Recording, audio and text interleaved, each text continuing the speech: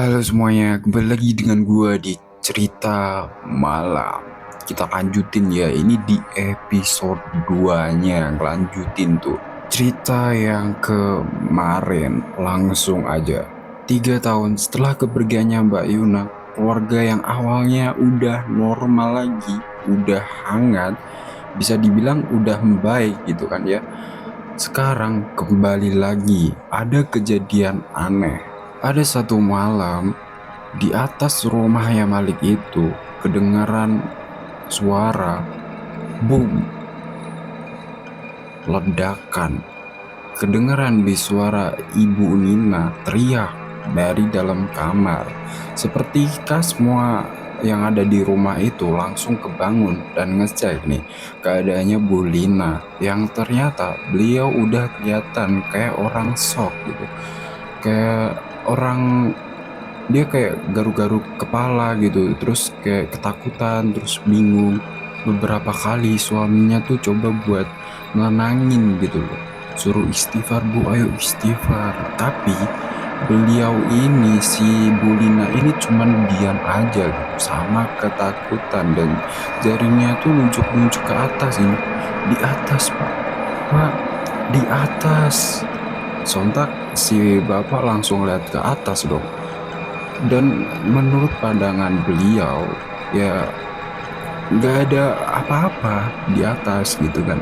Tapi nggak tahu kenapa si ibu ini kayak ketakutan banget gitu sama apa yang di atas itu yang ditunjuk-tunjuk, sampai akhirnya Bu Lina ini pingsan.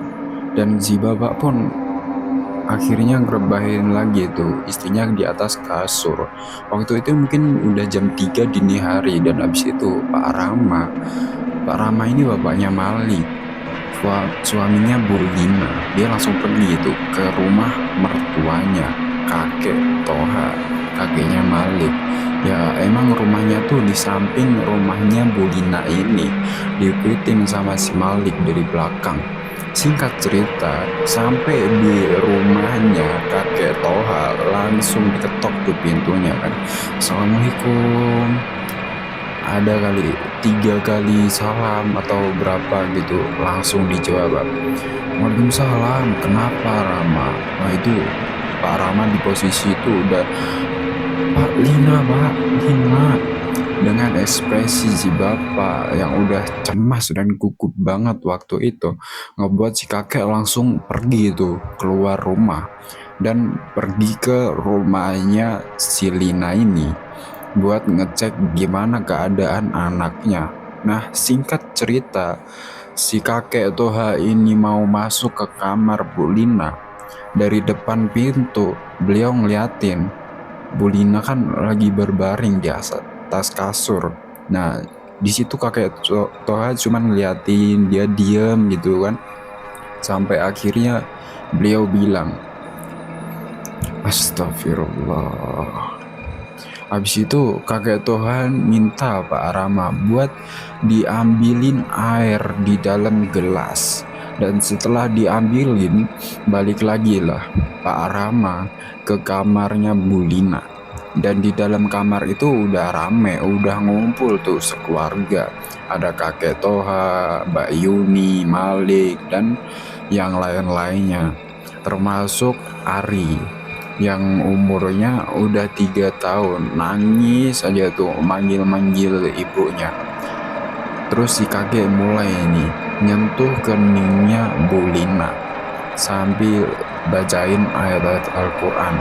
Baru sebentar dibacain nih, langsung tuh Bu Lina melotot, terus teriak-teriak tuh kesakitan sambil bilang kayak gini, Pak, tolong Pak, kepala Lina kayak ditusuk-tusuk paku Pak, kaki Lina diikat rantai Pak, tolong Pak. Di situ kakek Toha nggak respon apa-apa. Beliau terus aja tuh fokus ngebacain ayat-ayat suci Al-Quran. Setelah beberapa saat kayak gitu, dok, Bu Lina akhirnya pingsan, dan itu bertepatan sama azan subuh. Ngedengar azan Otomatis kakek Toha pun langsung keluar nih, ngambil air wudhu. Begitupun Pak Rahmat dan yang lain-lainnya. Sampai akhirnya mereka semua sholat subuh berjamaah nih di ruang keluarga. Dan setelah sholat subuh, kakek Toha ngingetin mantunya nih, Pak Rama, Ram, nanti kalau udah sadar nih Nina, minumin air putih yang tadi. Pak Rama cuma ngangguk aja tuh. Ditunggu-tunggu abis subuh itu, Bu Lina nggak sadar-sadar juga. Bangun-bangun, itu jam 11 siang. Dan langsunglah Pak Rama ngelakuin apa yang dipesenin sama kakek Toha tuh. Minumin air putih itu. Abis itu, si ibu mau bangun nih. Mau beranjak dari kasur kan. Tapi, beliau sama sekali nggak bisa ngegerakin kakinya persis tuh. Kayak apa yang dia bilang, kakinya dirantai itu kan tadi bilangnya. Nah ini semua orang kaget. Sementara Bu Lina, dia cuman diem ngeliatin kakinya yang nggak bisa digerakin itu sambil ya nangis gitu loh. Kelihatan putus asa. Pak Rama pun langsung peluk tuh istrinya kan. Terus coba tuh buat nguatin, menangin. Ada kali 2 tahun Bu Lina ngejalanin hari-harinya kayak gitu. Bukan cuman lumpuh, tapi Bu Lina ini juga suka ngomong hal-hal yang di luar nalar, kayak orang kehilangan akal. Dan beliau baru sadar itu. Dia tuh maksudnya kayak bertingkah hal kayak orangnya normal gitu tuh cuman di pas azan aja. Sisanya ya dia kayak gitu terus gitu. 2 tahun setelah itu tuh Bu Lina masih belum sembuh. Sampai akhirnya kakek Toha ngasih tahu sebuah rencana tentang apa nih yang mesti harus dilakuin perihal sakit anaknya ini. Dikumpulin lah tuh sekeluarga, termasuk si Malik juga. Di situ kakek Toha bilang ke Malik, Malik, mulai nanti malam kamu belajar ngajinya sama Ustadz Halim ya. Adalah itu Ustadz Halim, beliau itu salah satu ustadz juga, seumuran sama kakek Toha. Rumahnya sih sekitar 30 meteran lah dari rumah Bu Lina sama kakek Toha. Nah dia bilang kayak gitu. Malik bingung kenapa harus ke Ustadz Halim. Kan biasanya kakek itu yang ngajarin gitu. Tapi di situ tuh kakek Toha nggak ngejawab, nggak ngejelasin apa-apa. Kenapa harus Malik harus belajar sama Ustadz Halim? Awalnya Malik mikir mungkin dia disuruh pindah itu karena kakeknya udah mulai sibuk nih. Sibuk buat ngejagain anaknya atau Bu Lina. Jadi mungkin nggak ada waktu buat ngajarin si Malik. Soalnya hampir setiap malam tuh beliau selalu ngejagain Bu Lina. Nah, seperti yang gue bilang tadi, Ustadz Halim ini adalah seorang tokoh yang terkenal, tokoh yang berpengalaman di kampungnya si Malik ini. Dan dia seusia kurang lebih ya sama kayak kakek Toha. Rumahnya deket tuh dari rumahnya Malik, cuman sekitar 30 meteran. Di rumahnya Ustadz Halim itu banyak tuh orang-orang yang ngaji, mau belajar Al-Quran, mulai dari anak-anak, orang dewasa, bahkan orang-orang yang udah bisa dibilang bapak-bapak gitu. Kayak seumuran bapaknya Malik, Pak Rama. Nah, anak-anak yang belajar ngaji di situ biasanya nginep. Mereka baru pulang esok paginya karena ya mesti ngelanjutin sekolah. Nah, malam hari habis sholat isya, Malik dianterin lah nih sama bapaknya ke rumahnya si Ustadz Halim. Dan mulailah dia menempuh ilmu Al-Quran di sana. Malik disambut hangat tuh sama Ustadz Halim. Dan gak tahu kenapa kalau dia tuh diperlakukan beda dari murid-murid yang lain. Malik ini sering ya diajak makan bareng sama keluarganya beliau. Padahal murid-murid yang lain tuh gak pernah. Malik juga sering tuh dikasih snack, dikasih cemilan. Dan dalam perihal belajar Al-Quran, beliau ini selalu dilebih-lebihin waktunya. Yang artinya kalau anak-anak yang lain mungkin selesai jam 10, Malik ini bisa nyampe jam 11. Dan bukan cuma itu, di usia Malik yang mau masuk ke 9 tahun, Malik langsung belajar tuh ilmu bahasa Arab, ilmu nahu sorof, dan diajarin juga tuh kitab-kitab lain yang gak diajarin ke murid-murid selain dia. Nah, waktu itu tuh dia mikir mungkin dia diperlakukan kayak gitu karena kakeknya. Hari-hari berikutnya, kegiatan belajar ngaji di rumah Ustadz Halim itu bisa dibilang normal-normal aja. Sementara di rumah, keadaan Bu Lina itu makin parah. Bukan cuma lumpuh kakinya, tapi setiap kali Bu Lina ngelihat anggota keluarganya sendiri atau tetangga-tetangga yang menjenguk, itu dia kayak ketakutan. Dan ada suatu malam nih kakek Toha coba buat ngobatin Bu Lina kayak biasa. Cuman di sini gangguan makin parah. Pas kakek Toha mau ngebacain ayat-ayat suci Al-Quran, tiba-tiba, wah, si kakek ini muntah darah. Dan di saat yang bersamaan, Bu Lina teriak-teriak, "Pak, awas pak, di belakang bapak. Pergi kamu, pergi dari rumah ini." Bu Lina ngomong kayak gitu sampai nunjuk ke arah kakek Toha. Dan ketika kakek Toha lagi ngebersihin darah yang baru aja dia muntahin, si ibu udah nangis-nangis tuh sambil manggil-manggil bapaknya.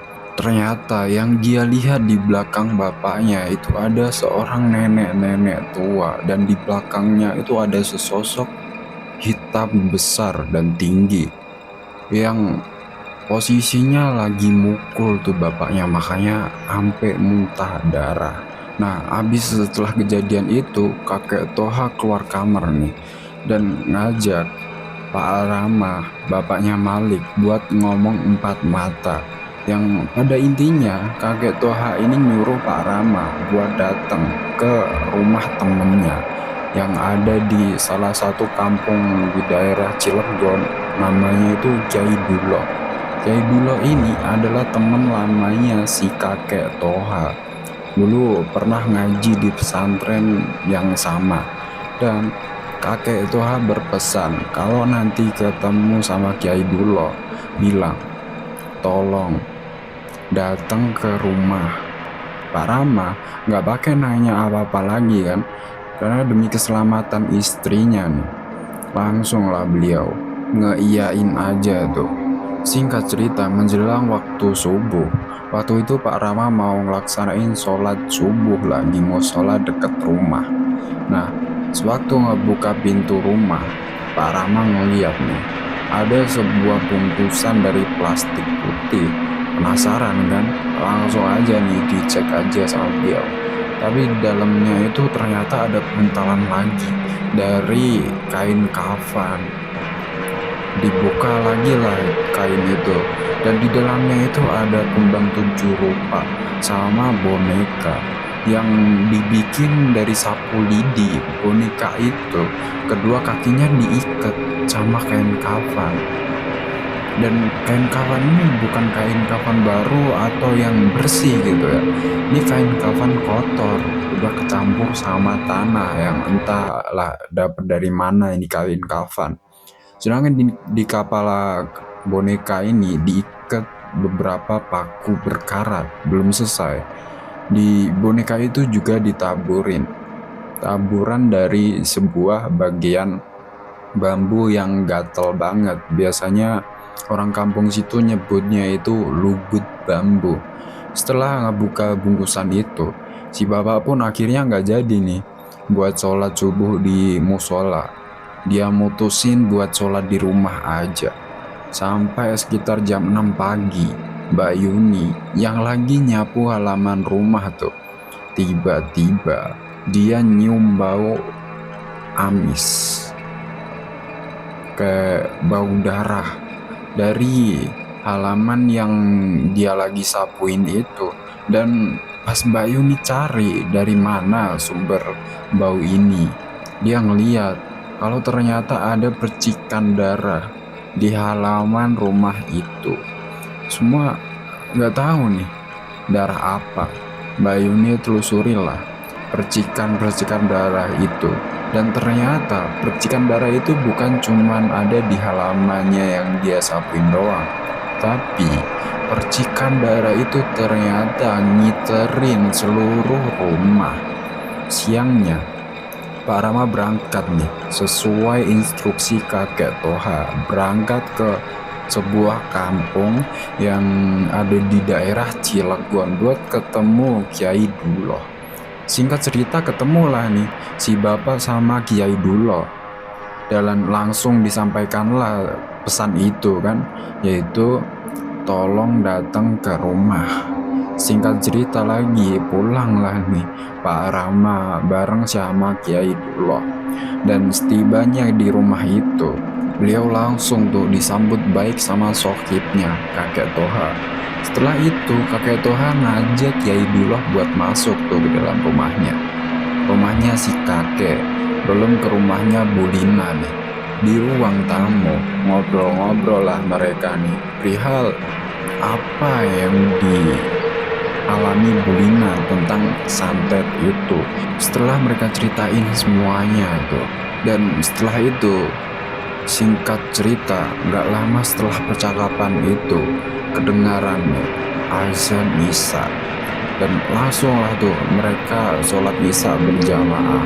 Malik udah penasaran banget tuh, pengen lihat gimana sih caranya kakek Duloh sama kakek Toha ini mengobati ibunya. Setelah sholat, kakek Toha sama Kiai Duloh sempet ngobrol-ngobrol lagi nih sebentar, sampai tiba-tiba kakek Toha bilang ke Malik, "Malik, kamu sekarang pergi belajar ngaji ke rumah Ustadz Halim. Malam ini kamu nginep aja di sana." Nah, dalam hati Malik bilang, wah, tumben nih suruh nginep. Menurut dia ada yang aneh sama perintahnya kakek Toha waktu itu. Nah, singkat cerita, malam itu Malik belajar ngaji lah tuh di rumahnya Ustadz Halim sampai selesai. Dan malam itu dia nginep di rumahnya beliau sama teman-temannya yang lain. Nah, lagi enak-enaknya tidur nih, tiba-tiba Malik kebangun karena dia ngedenger ada suara jeritan. Kedengeran kayak suaranya istrinya Ustadz Halim yang teriak-teriak kesakitan.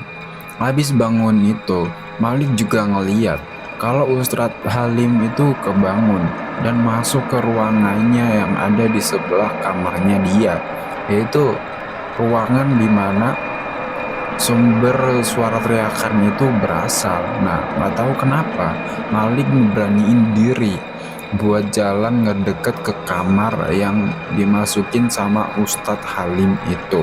Dan saat Malik ngeliat ke dalam kamar itu di jarak 2 meter kira-kira lewat pintunya kan agak sedikit kebuka. Di situ dia kaget bukan main. Di dalam kamar itu ada sebuah meja yang di atasnya itu ada tampah atau nampan gitu ya, yang dengan anyaman bambu. Di atas tampah itu ada kembang 7 rupa, ada bakaran kemenyan, ada beberapa jenis keris, dan ada kain kafan kotor banget digantung di tembok kamarnya itu.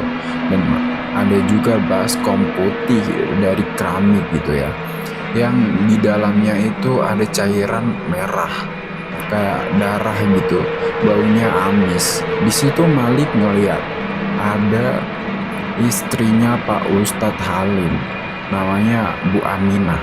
Itu kayak orang kesakitan, dimana tangan kirinya megang boneka dan tangan kanan itu megang tusuk konde. Habis melihat itu semua, Malik balik ke tempat tidur dan dia udah ketakutan setengah mati tuh. Pengen pulang malam itu juga, tapi dia nggak berani. Nah, sekarang si ibu lagi diobatin tuh sama kakek Toha dan Kiai Duloh. Si Kiai lagi megangin tuh keningnya Bu Lina. dan coba buat ngerukiah dia. Sedangkan kakek Toha ngebantuin nih dengan dibacain tuh ayat-ayat Al-Quran. Bulina udah kayak orang kepanasan, tapi di situ dia kesakitan, cuman ketawa-tawa gitu. Terus senyum, kayak senyum-senyumnya tuh licik gitu, sambil sosok yang udah masuk ke dalam diri beliau itu bilang, Toha, Toha, kamu sudah tidak sanggup melawan aku sendirian. Sampai kamu panggil dulu ke rumah ini. Baru kakek Toha mau jawab sosok itu. Tiba-tiba Bulina ini, muntah darah tuh sambil ngotot. Dan mukanya udah bener-bener berubah. Udah nggak kayak Bulina lagi. Di situ kakek Toha bilang, Jahanam, jangan buat kesabaran saya habis, Aminah. Saya menghindari tumpahan darah di sini. Jangan sampai darah saya balas darah. Tobat sekarang atau menyesal. Habis itu kakek Toha tarik nafas, kan beliau cuma buat ngerangin diri tuh sambil istirahat. Tapi sosok yang udah ngerasukin Bulina lagi-lagi berusaha buat mancing emosi. Dia bilang, Toha, apa kamu mau melihat kejadian 20 tahun yang lalu terjadi malam ini juga? Seperti istrimu dulu yang aku habisi.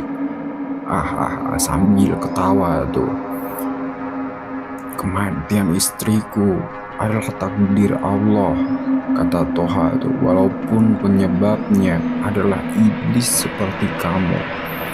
Habis ngomong kayak gitu, tiba-tiba dari atas rumah itu kedengaran lagi suara ledakan. Kayak dulu langsung ngeluarin tasbih nih dari kantong bajunya, dan beliau kalungin tasbih itu di leher Bulina. Pas dikalungin itu, itu Bulina langsung kepanasan, langsung teriak-teriak kesakitan. Langsung Yaidullah pegang lagi tuh keningnya Bulina, dan gak lama beliau ini kayak nangkep sesuatu yang berat gitu di dalam kepalan tangannya. Habis itu kepalan tangannya ini yang kayak udah nangkap sesuatu, dibacain ayat-ayat Al-Quran tuh, bacain. Habis itu Bulina pingsan. Beberapa saat kemudian Yaidullah bilang nih ke kakek Toha sama bapaknya Malik, malam ini juga kita gali bohol yang udah ditanam sejak lama. Posisinya ada di pondasi bawah di depan halaman rumah. Lalu Yaidullah bagi tugas malam itu, dimana kakek Toha ditugasin buat ngejaga Bulina di dalam kamar sama anak-anak yang lain. Sementara Yaidullah nemenin Pak Rama tuh buat ngegali bohol yang ada di depan rumah. Sejujurnya Pak Rama ini adalah orang yang agak kurang percaya sama hal seperti itu. Bahkan ketika Yaidullah bilang hal seperti itu tentang adanya bohol segala macam, Pak Rama ini kurang percaya. Tapi pas lagi ngegali pondasi halaman rumah itu, bener aja ada sesuatu di situ. Boholnya ditemuin, dan isi dari bohol itu sama persis sama apa yang Rama temuin pas mau sholat subuh waktu itu. Yaidullah ambil bohol itu, bawa masuk ke dalam rumah, ditunjukin ke kakek Toha, nih penyebabnya.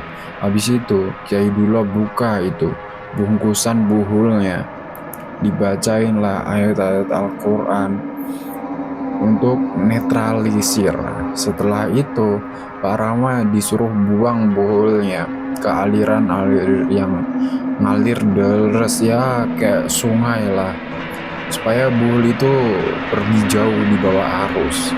Singkat cerita, pagi harinya Malik pulang nih dari rumahnya Ustadz Halim, dan langsung dia tuh masuk ke rumah Dan ternyata di dalam rumah itu persisnya di ruang tamu ada Pak Rama, kakek Toha, sama Kiai Dulo tuh yang lagi ngopi sambil makan pisang goreng, lagi nyantai.